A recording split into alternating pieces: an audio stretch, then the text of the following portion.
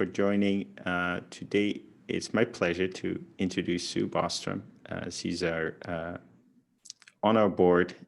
She is an expert in all things company governance. She's on a couple of public boards, but she also has a huge background leading marketing at Cisco and many other things. So, Sue, thanks so much for making yourself available and doing this in our format. No, I love it. Thanks for having me. First question is from Kyla. Kyla, thanks for doing the first, putting in the first question. So Kyla is locked out of the Zoom. She's trying to join, so I'll read. Or actually, can we skip and go to Tim and we'll come back to Kyla? Yeah. Thank you very much. I'm here. Thank you. Kyla, you want to verbalize your question? Yes, Sid. Thank you so much. Hi, Sue. Thank you for joining us today. At our last Contribute in New Orleans, I had the opportunity to share a conversation with you about the importance of diversity here at GitLab. What is one area that you think we have done particularly well in over the past year? And what is one area you think we should allocate more focus toward? Well, I do remember meeting you at Contribute, and you know, it's so strange because I remember we were meeting at this outside bar area and all of us were together. We were like a foot apart. It was so amazing.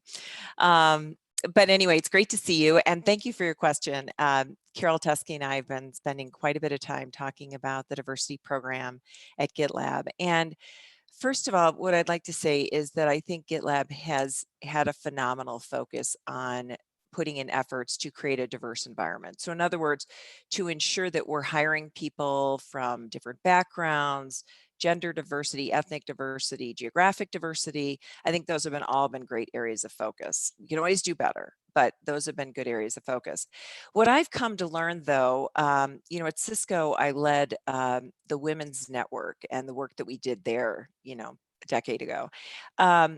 One of the things I've come to learn is that it's not just about diversity, it's also about inclusion and belonging. So what I mean by that is diversity is the stats. Those are the statistics of sort of who we are.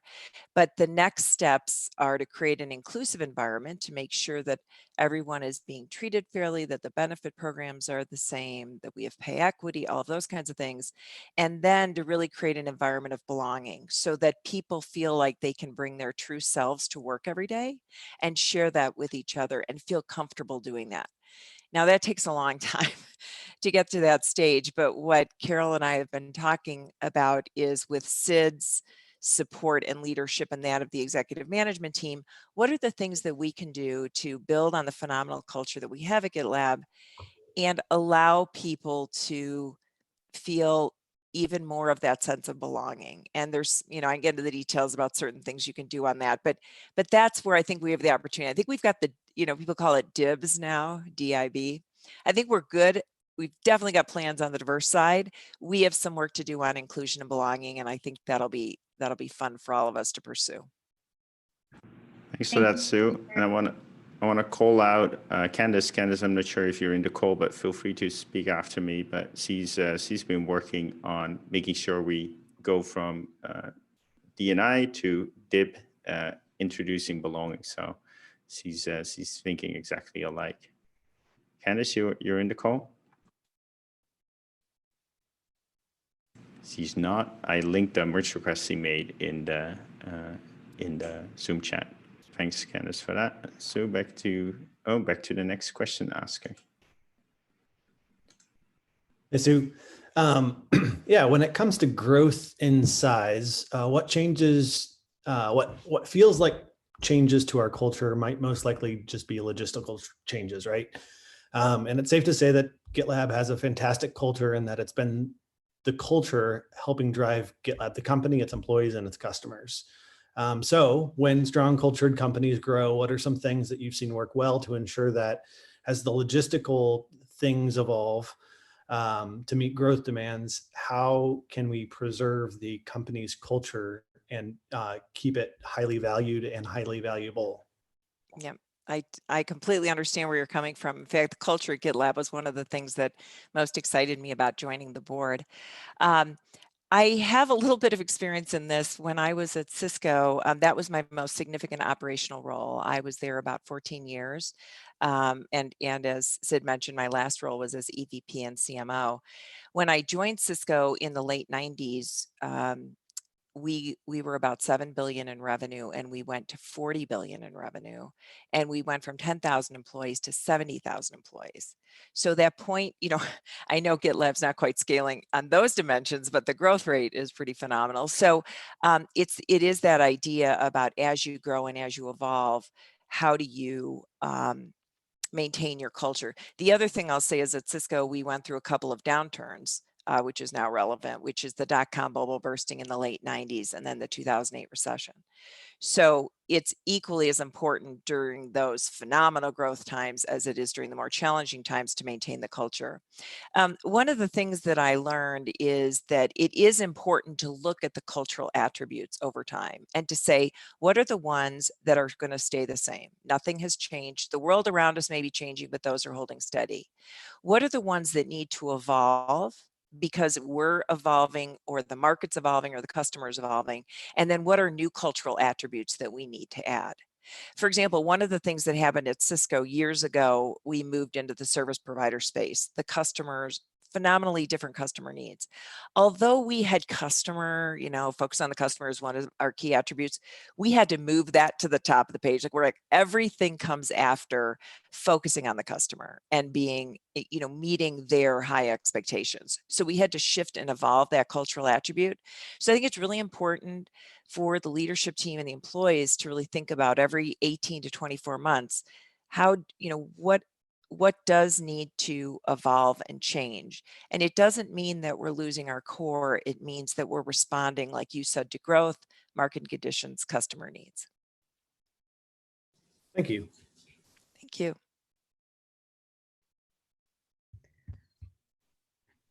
Looks like Hyla has, yeah, awesome. Yeah. Go ahead, Hyla. Hi, this is Hila. Thank you, Sue, for doing this. So my question for me is that, what are your number one life principle and number one work principle that you benefit most from? And if you can go back, what would you emphasize most with your 20-year-old self and the 30-year-old self? I would imagine those are different times, so maybe you will talk about different things with yourself.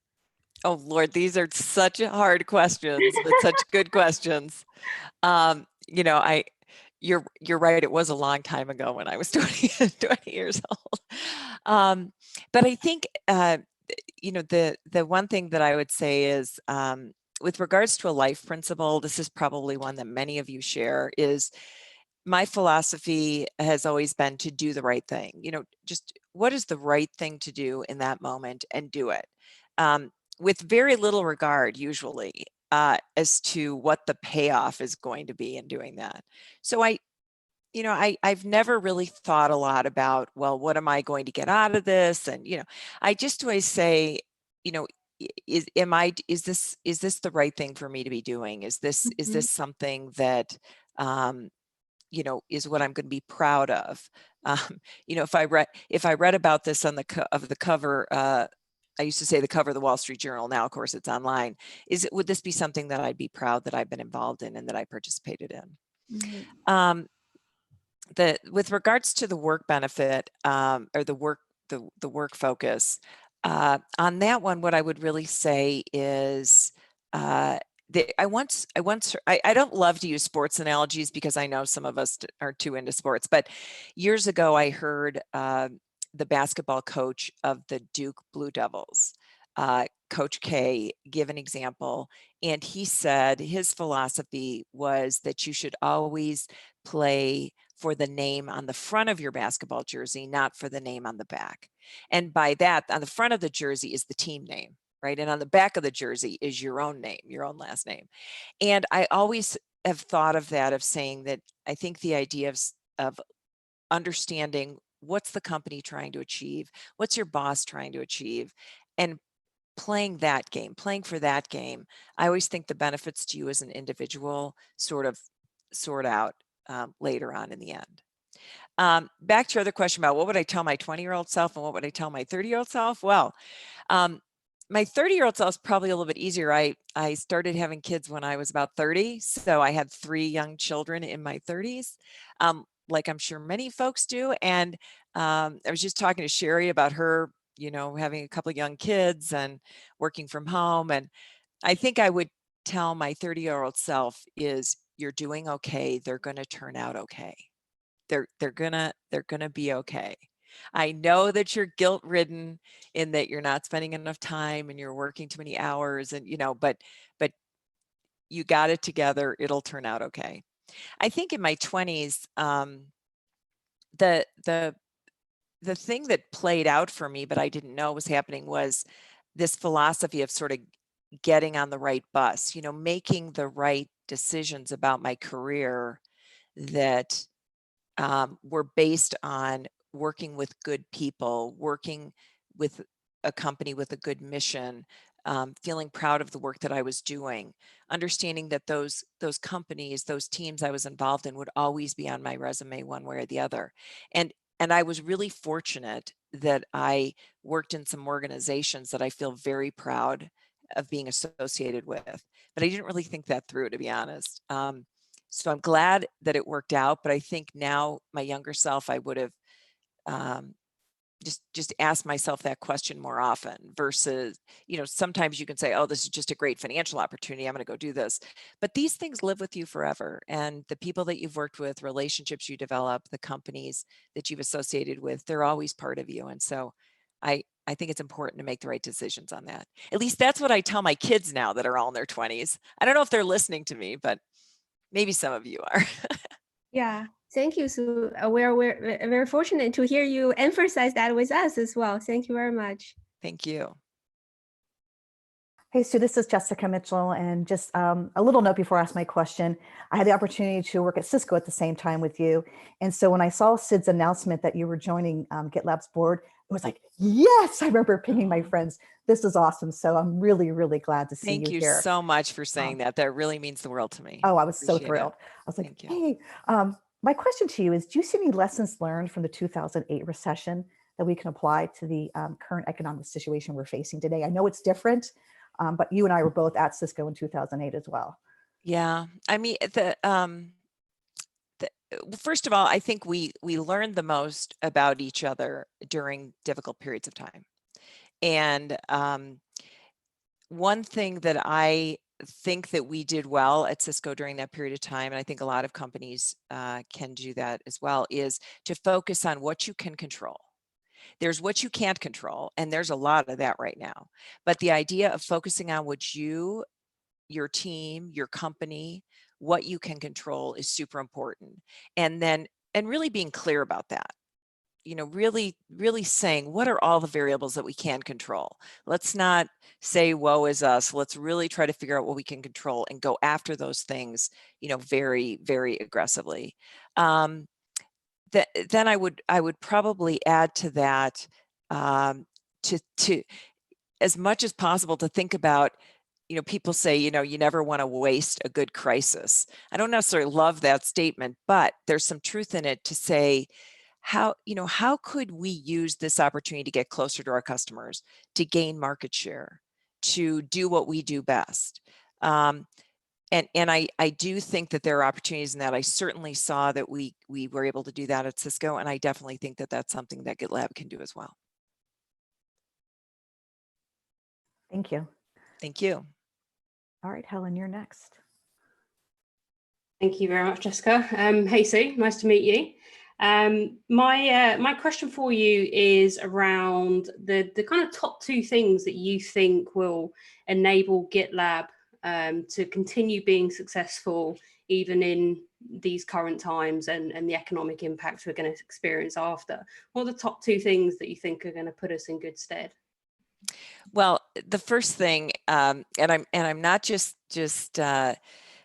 you know, I'm not just saying this because Sid's on the call, but this remote work environment was the absolute most amazing thought and concept to implement when GitLab did. I mean, and then to continue to develop and evolve it so that we can actually teach other companies what to do. I remember when I joined the board just a year ago or less, when folks would tell me, oh, this whole remote thing, I don't know about that.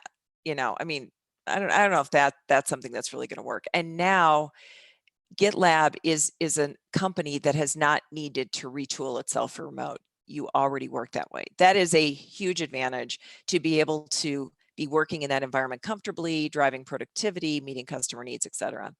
I'd say the second thing is really the focus on the customer and on the users and on what they really need. The one thing I'm very impressed about the company is that when we have a board call or a board meeting, we always are talking about what is it that the customer really wants. What part of our products are they using? Why aren't they using certain part of them? What would an end-to-end solution provide them? What would be the differentiation there? So I've been very pleased to see that focus. And during times like this, it's even more important. Thank you so much. Dave, your turn. Great to see you, Sue. Thanks for joining us. So yesterday we announced a Women in Sales mentorship program at GitLab, which we're all really excited about. And with this AMA with you today, I thought maybe you could share something with the company about one of your most valuable mentors and how that individual contributed to your career development. Yeah. Well, I've been really fortunate to have a number of folks that have been more informal mentors to me. I think the one story I'll tell is when I joined Cisco, my first position was to build this consulting group and share with, I know this sounds strange now, but in the late 90s, companies were not adopting the internet. And so my first role was to create a consulting organization that would go out and share with customers, large enterprise customers like a GE and a Ford, how to transform their business using internet applications like e-commerce, et cetera. In that role, I reported to our CIO at Cisco. And my role was expanding and the impact on our customers was growing. And John Chambers, our CEO, and still a wonderful friend of mine, was starting to talk about promoting me. I came in at a certain level and he thought it was time for me to move up to that next level. And he was mentioning it to me quite a bit. And I was very excited, as you can imagine. I was like, of course, it sounds perfect. That's a great idea, John. And I remember sitting down with my boss, who also was my mentor, and sharing this exciting news with him. And what he shared with me was, he said, Sue, there's nothing worse than a promotion that is not fully supported. And I said, well, what do you mean by that? I mean, I support it. John supports it. He said, no, we really, your peers, they don't know the impact that your team is having. It's not broadly understood, the difference that it's making.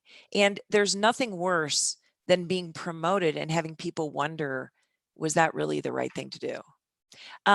I handled that discussion very maturely. I went home, I think I cried. And then I went back in and over the next 6 months or so, maybe 6 to 9 months, I really worked through a plan to make sure that we really were having the impact and that people were aware of that. And lo and behold, when the time came, it was the right time. And so I really believe that whether it's a mentor, coach, friend, boss, I think someone who will tell you the real deal, who will tell you, the facts, that will share with you what's really good for you over the long term, not just near term, is really a valuable resource to have. And so I don't know if you want to call it tough love or being direct or whatever, but I learned a lot from that. And so probably a number of folks who've worked with me would say, yeah, she learned that pretty well. Great story. Thanks for sharing. And I'd call it transparency. Well, thank you for starting this program. I'm super excited. I think that getting back to the earlier conversation about DIBS, I do think that creating opportunities for groups to get together, to share what's working, what's not working, to be able to bounce those ideas off of senior folks in the organization is such a valuable asset. So I appreciate you leading that. Turn it over to William Chia, who I think has the next question. Yeah, that is such a tremendous story, Sue. And I'm hoping for another story. I'm William. I'm part of the product marketing group. And I'm curious, during your time as a marketing leader, what was the initiative that maybe had the greatest risk? You didn't know if it was going to work out or not, but it did. It ended up having a pretty decent payoff. Oh, Lord. I definitely do have a story for that. When I took on the marketing role at Cisco, it was in probably about 2006 or so. And I remember John Chambers coming to my office, day two of why I took the job is a whole nother story. But I said, I'm going to take this on. And he came to my office and he said, we are expanding into all these other product areas. So of course, Cisco had networking, but we had acquired WebEx. We were moving into software. We had Linksys, we had consumer products. And he was looking at the market valuation of the company. And he said that the market does not understand the value that we really deliver. And he said, I need for that to change. So long story short, it wasn't really what I had planned right away out of the gate, but we really relaunched the brand. And we did it in a way where we engaged our employee base and our customer base to really understand what Cisco stood for. And at this time, again, seems like an old story, but this was the emergence of social media, Web 2.0. And so we really wanted people to understand it was not just about the physical connection of the network, it was about the human connection. So we launched this campaign about the human network, and we redid our entire website, we redid our positioning. Back to your point about product marketing, we linked our product marketing campaigns to a bigger message. But probably the riskiest part of the whole thing was that we changed the Cisco logo. Now, you would have thought, and I, by the way, I love the GitLab logo, but at Cisco, we didn't really fool around with the logo much like we do at GitLab. This was like, it was a bridge. It said Cisco Systems. People had, I swore people must have it tattooed on their body because they didn't want to change it. But long story short, we ended up launching a new logo because the other one was so complex, you couldn't see it on a mobile device or a website or anything. But anyway, so we launched this new campaign. Long story short, Cisco, when you look at these brand campaigns, it moved up, it increased its brand value by about 40%. And I think we were like the 14th most valuable brand in the world, which just offered a really huge umbrella for all the product marketing work that my team was also working on. So huge risk, but some of the most rewarding work that I ever did. Thanks for asking. Yeah, that's tremendous. Thank you. I think Rob is up next. Yes. Hi, Sue. I'm Rob Parker. Thanks so much for joining us today. I think you're hearing a common thread in some of our questions around GitLab's culture and the current environment. Mine is similar. Back around a year ago when you joined GitLab's board, and happy anniversary coming up, you were actually quoted in the press as saying that GitLab's 100% remote workforce and transparent culture will be a key differentiator for the company in scaling to meet market demand. Given all of the things that have happened over the past year or so, has your outlook changed? Well, no, it's, back to my earlier point, it's really doubled down. Who knew? I mean, was that a brilliant quote or what? I must have known something was going on. I think one of the things that I'm still learning about, I mean, I'm totally bought in on the remote, obviously, at this point. One of the things that Sid and the team are still educating me on is the transparency. And I think, what's really interesting is as you, as we think about becoming a public company and all of those things, I really, those are the kinds of questions and struggles that I think a company like GitLab is going to have to face. But I'm excited about it because I know in terms of when you go public and you have public investors, how much they want to know as much as possible. So I think that it's going to be very appealing to them to be able to invest and work with a company like GitLab that is trying to share as much as is legally possible. So that's one that I'm really excited to work with the company on over the upcoming months and years. Thank you.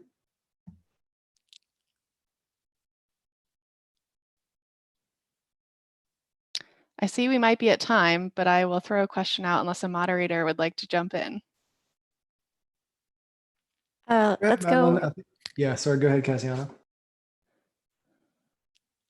Yeah, go ahead, Madeline. We'll do that question and then we'll wrap because we'll be at the top of the hour. Thanks. Cool, thank you all. And thank you, Sue, for your time and your transparency this morning. Something I love about GitLab is how many goals and initiatives we set for ourselves and stay so focused and dialed into them. I'm curious, as a board member, which do you see as maybe the most difficult or loftiest for us to achieve? Well, I really appreciate at GitLab the focus on goals, metrics, achievables. Absolutely. I think one of the most challenging things for the company and any company is prioritization of those goals and initiatives. At any, you're always having to make trade-offs in resource deployment, attention of the organization. And so I think that our product roadmap is terrifically ambitious. And I think it's one of the things that really makes us so attractive to that open source community and to our customers who really would love for us to be that end-to-end backbone that they work on every day. I do think, though, that there's always prioritization in that, both in terms of supporting revenue growth, but also just in supporting what's most important to the customers at any one point in time. So I think that making those trade-offs along the product roadmap is a challenge at any company, but I think especially so at GitLab because we have such wide, and broad ambitions. And so in the conversations that I have with Sid and the board, we talk about that idea about how do you prioritize. Another area, of course, is the whole area around go-to-market, and again, focus and prioritization. So it's for all of us, right? We all think about every day, how do I want to prioritize my time? But I think that given the aspirations of GitLab, it's even more challenging. Definitely. Thank you so much. Awesome. Sue, any final thoughts? We actually have probably twice as many questions as were already asked, which tells me that we're gonna why don't I take one more question? And this is, since it's the last question, I'm not going to put any pressure on, but it's the most important question because this is what everyone's going to remember when this is over with. Or at least say, oh, she did a great job on that question, or she did a horrible job. So whoever's got the next question, I don't want to pressure you, but just a little bit of pressure. Mike's next on the list, and I actually love that question. So why don't you take us home, Mike? Okay, thanks. Thanks for the confidence boost there, Darren. Yeah, so I was curious about what prompted the decision to go to business school. And if you were at the beginning of your career today, how might that path look similar and how might it look different? That is a really great question. Well, little bit of background. I grew up in the Midwest, in a suburb of Chicago. My mom didn't go to high school. My dad didn't, or my dad didn't go to high school. My mom didn't go to college.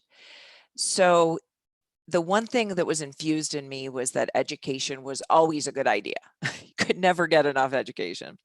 What really made the decision for me was that I had a business degree undergrad at Illinois. I was working in a technology company, and it just wasn't like I wasn't doing the work that I thought I should be doing at that point in time. So, and again, I know this wouldn't be true today, but I had a business trip from Portland, Oregon down to the Bay Area in San Francisco, and I stumbled across the Stanford campus and I was like, wow, okay, this would be a cool place to go get my MBA. And little did I know that I was, there weren't a lot of married women from the Midwest apply, so fortunately I got in, and it really did transform my view of the world, because of course back then we were not as global in nature. I did not have the broad exposure even nationally about what the business opportunities were and how the world worked. So from an education perspective, it was really fundamentally a game changer for me. Ironically, my daughter and her fiance, who are 30, just finished their MBAs. And so I was thinking a lot about this because There's so many ways for you to get education today. What I say to people is, first of all, it's always a personal decision, but where I think an MBA is useful is where you really want to make a pivot in your career. For example, my daughter was in digital advertising and she wanted to move into tech product marketing. So she really felt that she needed those skills. I jokingly, I would say to her, hey, do you know what a balance sheet is? So, she was a government major undergrad. And so she just realized, there's a lot of experiences, there's knowledge that I need to be able to make that kind of change. So I think it's a very personal thing. But again, I'm such a huge believer in education that, if you can finance it, if you can afford it, which I know is very difficult, I think it's a great opportunity. And there's so many great remote distance learning MBA programs now too, that I think that if you're interested, I'm always a huge supporter of more knowledge.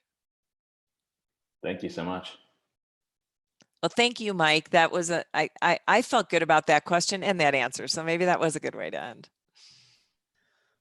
Awesome. Thank you, Sue, so much. We have a lot of questions left, so we'll have to have you back. But thank you so much for doing this, and thanks all for joining. Well, and everyone stay healthy, stay safe, and thanks for all your hard work for GitLab. Absolutely. Bye, Sue. Bye, all. Bye-bye.